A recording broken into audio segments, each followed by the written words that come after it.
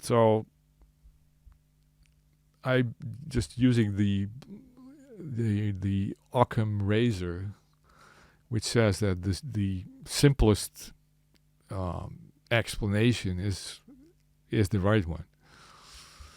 And the simplest explanation is that this is the track as Mark Knopfler played it.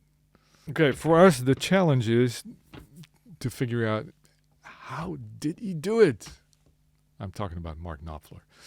So I think the most likely explanation is that Mark Knopfler played it like this. And, well, there's one fourth explanation that I came up with actually only today because I'm thinking about this constantly.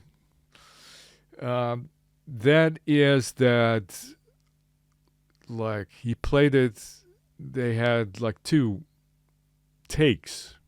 I think this solo part that Knopfler plays was sort of, I mean, I don't think it's not really improvised or something. He had this completely worked out. Maybe not like the middle solo part, but most of it probably had worked out in beforehand.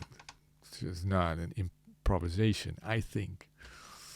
So then he could do like two takes on two separate tracks, and then they were not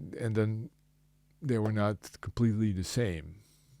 So at some because it is indeed his style that he plays rhythm parts and then puts in those solo licks in between. So then, for instance, this part could have been that on one take he would just strum this, and on the other take you would do that. Yeah, well, I don't know. I don't think that is the case. But of course, I cannot know for sure. Only Mark Knopfler knows. But now let's talk about the sound. Because when I heard this for the first time, this like the isolated track, I also read, I don't know, at the same time that it was played on a Roland jazz chorus. Now, a Roland jazz chorus is an amplifier that I know quite well. I have played quite a few times on a Roland jazz chorus. So I was totally shocked, like, because never in a million years would I've thought that Mark Knopfler would play like this iconic guitar solo that it would have been played on a jazz chorus. I mean, I would think that Mark Knopfler would play on like a tube amplifier because I don't know, that's what all guitarists do, especially a solo part. But once I knew this, I mean, I can hear it. Yes, this is the sound of a jazz chorus. And not only that, but what shocked me the most was that he had the chorus on. You can clearly hear, especially in an isolated track, you can hear that he has a chorus on the guitar sound. I had never heard this on this recording that I knew so well. I never noticed that there was a chorus on the sound. So, and that's another part of this discussion. Like people say, yeah, sometimes there is a chorus and sometimes there is no chorus. I think that's not true. I think the chorus is on the whole time. Also, like for the single note parts. But the thing is that you don't hear it that well. If it's just single notes, the chorus isn't so noticeable. Also, because not only does he have the chorus on, he also has like this, maybe a lot of people don't know this, but the jazz chorus also has a distortion built in. And he also has this on, and you can hear it so clearly. This is and the combination of those things, the distortion and the chorus, give this unique sound that nobody ever knew how the hell he got this sound. But now I know it's the jazz chorus with the chorus and the distortion. And also, that's another discussion, like which pickups does he use? Well, I am quite certain that he uses like the middle and the bridge in combination. Um, if I look at the videos, that's also what I see on his guitar, even though it's difficult to see. And on this guitar, I have this is like a standard.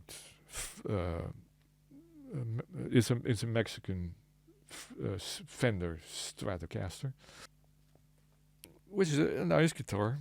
But I replaced the pickups. These are two Seymour Duncan, some standard Strat pickups, and then the middle pickup is different from the. It's wired in reverse, and then the my bridge pickup is also a Seymour Duncan, but then a Texas special antiquity model something.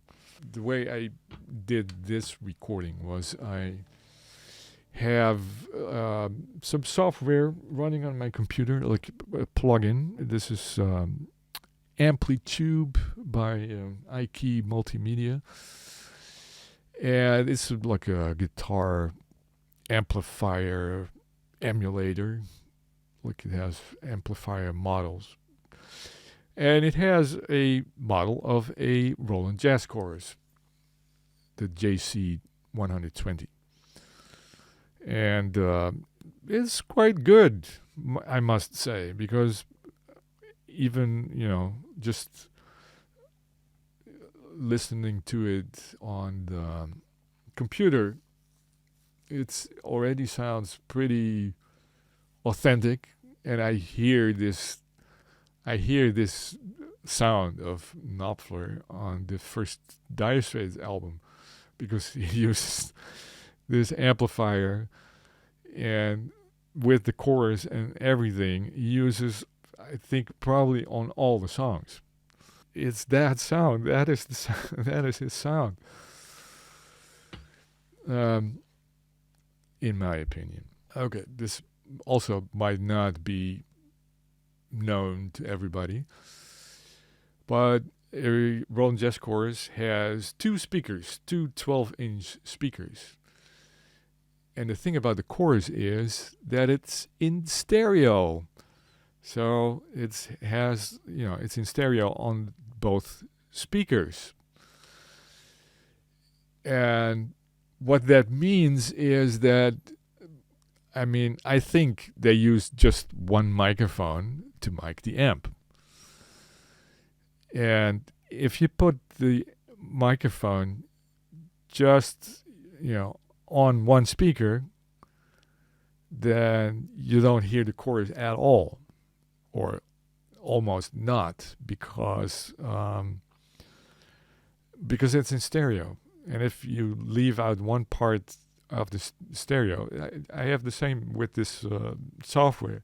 So the software is running on my computer, and then I play it out to a real guitar amplifier, via a direct input. So, and then on the iKey Multimedia, I can turn off the cabinet emulation, so that I only have the amp, my own guitar amp. It has real guitar speakers, so that makes the emulation pretty good. But so in the beginning, I had only one guitar amp, so I wouldn't hear I didn't hear the chorus. I would only hear the chorus if I put like the plug-in, the output in mono, and then I would suddenly hear the chorus.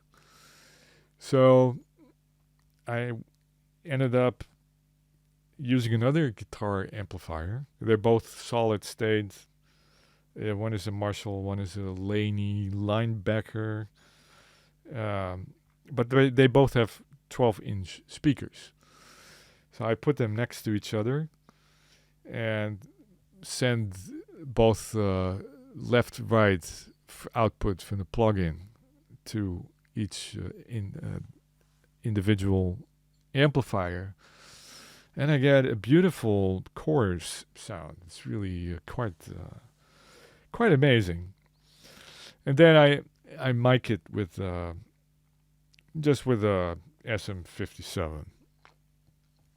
So I have to make sure that the mic picks up both speakers. So I've had a bit closer to one of the speakers. And I think that also contributes to this, the fact that the chorus is sometimes very obvious and sometimes not. Especially in the single notes, it's much more difficult to hear, I think. But I think it is always on, the whole solo. Well, another thing is that the Roland Jazz Chorus has a foot switch with which you can turn off the chorus. So it is possible that Mark Knopfler, like for instance in the solo part, that he turned off the chorus. Could be.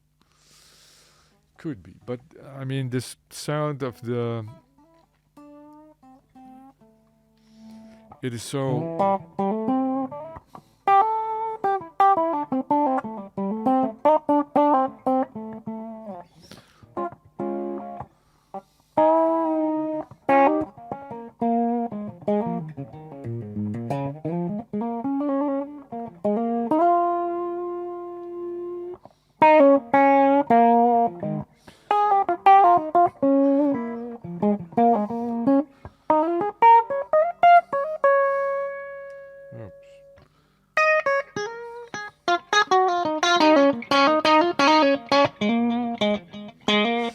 You can hear the distortion, and you hear a bit of chorus, but the distortion also sort of masks the chorus effect a bit, I think. But the combination is very good.